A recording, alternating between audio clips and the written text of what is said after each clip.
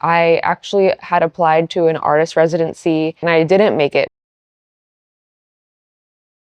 Hi, my name is Miranda. I'm 24. I am a short-term student at ISI.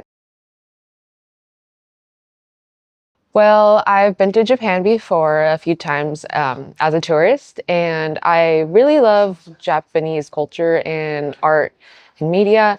I am also an artist, so I'm very inspired by like Japanese artists. I really wanted to be able to enjoy that in its purest form and not have to rely on translation. So that's kind of one of like the main reasons like why I'm here learning Japanese. A big part of also why I came here was to challenge myself. I never really thought that like I could learn a language. I also wanted to challenge myself in like my art. I needed more like inspiration for my art, and I actually had applied to an artist residency in Japan last year, and I didn't make it, which I was like kind of expecting. And I realized that in order to get like the best result of that, I would also need to learn like Japanese. And so there was a huge process, essays and submitting portfolios and letter of recommendations. And then you apply, you wait for X amount of time. Only five, like they only accepted 5 people a year if they, yeah. And it's like hundreds and hundreds of people apply. Mainly, I typed on the internet language schools in Japan, like one does. ISI was like one of the first ones to pop up. I mean, though it just seemed very professional. Like I was thinking about this other language school that my boyfriend recommended because he knew about it. And the big difference for me that I was able to choose ISI was the more short-term options. I knew that I wanted to be long enough so I could be able to do something. In retrospect, it was pretty fast. With ISI, it was actually very easy because I just sent in like an inquiry email, and the person who responded was very efficient and very like communicative, and like they gave all the information, and it worked out fairly easily. Study. I like sitting either here or here so I could see the view.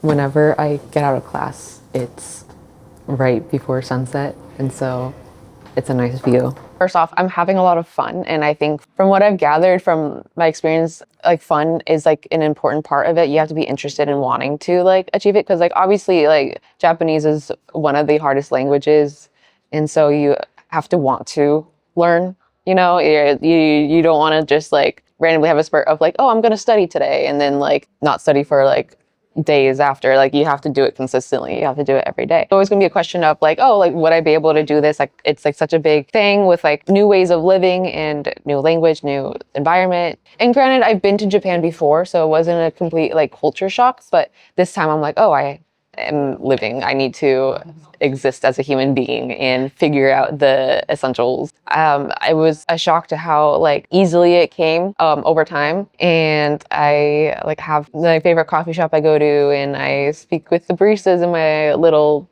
Japanese, and I've gone to different like art markets or art shows, and the artists were there, and I've been able to like and shyly in like my minimal Japanese be like, I love your work, and just being able to talk and just like having those like connections are very special.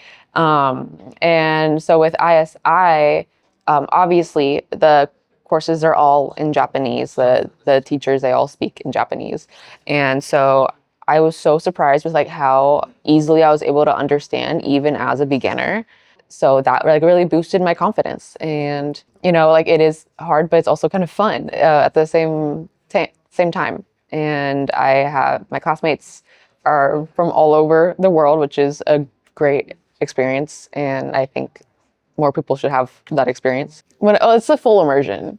The full immersion. Like I haven't put in like the difficult circumstances to like have to be able to use it in school, in class, but also like out and about. And I think that was like the real thing that like drew me to do language school, is the full immersion aspect. Because I know like if I were to learn Japanese back at home, I wouldn't be speaking to many people in Japanese. And so like I would just get stuck with just learning in my head and be able to like read it and understand it, but not being able to speak it. And like that's obviously a very important part. Honestly, it's just like learning like a new like grammar concepts. Let me explain by that because I don't love grammar because obviously it's hard, but like I've been wanting to be able to communicate more things, and obviously also like vocab is important. Learning like a new concept to be like, oh, I could like further communicate with with the person later on. What I originally wanted to say instead of just like, oh, I go to this place or I blah blah blah, like very structured. So I think it's just like